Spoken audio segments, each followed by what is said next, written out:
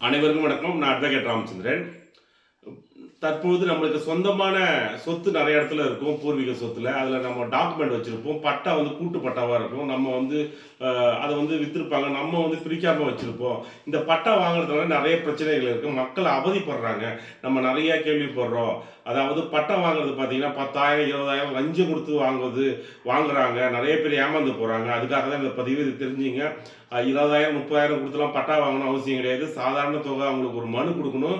ரூ. 20 ஸ்டாம்ப்பு ஒரு குறிப்பிட்ட ஃபீஸ் பார்த்தீங்கன்னா, ரூ. 500லேருந்து ரூ. 600 ஃபீஸ் அடிச்சிட்டீங்கன்னா, உங்களுக்கு மாநகராட்சியோ, இல்ல நகராட்சியில இருக்கிற சர்வேயர் வந்து அளந்து குடுக்குறது அவருடைய கடமை.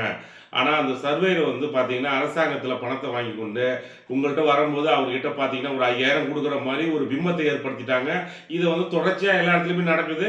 இத வந்து அள அள அளக்கும்போது பக்கத்து வீட்டுக்காரன் வந்து கரெக்ட்டா அப்படியே இது பண்ணாங்கன்னா, உடனே அவர் ச த உடனே அவருக்கு ஒரு ஆதரவா பேசிருவாரு.